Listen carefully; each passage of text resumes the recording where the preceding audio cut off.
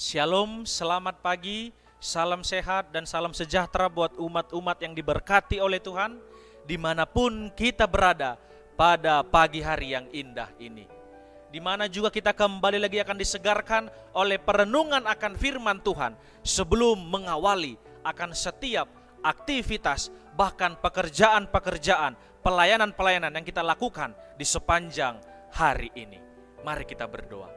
Bapa kami yang di sorga, terima kasih ya Tuhan untuk segala anugerah, cinta dan kasih sayang Tuhan di dalam kehidupan kami masing-masing. Dan pada saat ini ya Tuhan, kami rindu untuk mendengarkan akan suara Tuhan. Biarlah Tuhan berbicara pada saat ini melalui hamba-Mu.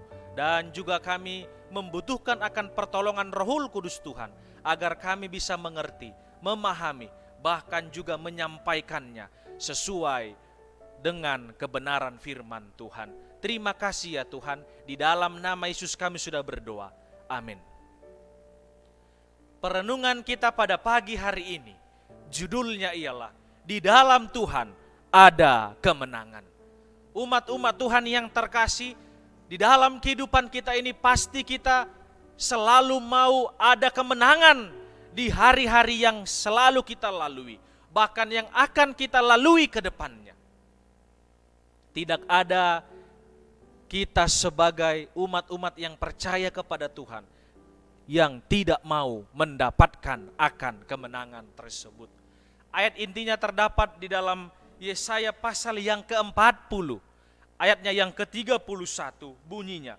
Tetapi orang yang menanti-nantikan Tuhan mendapat kekuatan baru. Mereka seumpama raja wali yang naik terbang dengan kekuatan sayapnya. Mereka berlari dan tidak menjadi lesu. Mereka berjalan dan tidak menjadi lelah. Di mana ayat ini juga menghimbau, mengajak, mengingatkan kita bahwasanya di dalam situasi dan kondisi apapun kita mungkin yang kita hadapi, bahwasanya kalau kita menanti-nantikan Tuhan, maka kita akan mendapatkan kekuatan yang baru. Kalau kita juga merasa capek, akan mendapatkan kedamaian daripada Tuhan kita, Yesus Kristus tersebut. Dan dikatakan juga, kalau kita letih lesu, maka kita tidak akan menjadi lelah, karena Tuhan memberikan akan selalu kekuatan yang terbaik setiap harinya. Kita melihat juga bahwasanya di dalam perjalanan akan bangsa Israel, dan Keluaran 19 ayat 4 mengatakan, kamu sendiri telah melihat apa yang kulakukan kepada orang Mesir, dan bagaimana aku telah mendukung kamu di atas sayap Raja Wali dan membawa kamu kepadaku. Di sini juga ada tuntunan Tuhan kepada bangsa Israel, bahwasanya di dalam Tuhan ada kemenangan yang didapatkan oleh bangsa tersebut. Dan kita juga sebagai umat-umat yang percaya kepada Tuhan, kita mengimani akan janji itu. Di mana berharap kepada Tuhan ialah mempercayakan akan kehidupan kita sepenuhnya hanya kepada Tuhan saja. Supaya Tuhan yang bekerja, supaya Tuhan yang bertindak untuk melakukan apa yang juga dikehendaki oleh Tuhan di dalam kehidupan kita masing-masing. Hal ini juga dikatakan meliputi memandang Dia sebagai sumber pertolongan dan kasih karunia ketika dikatakan diperlukan.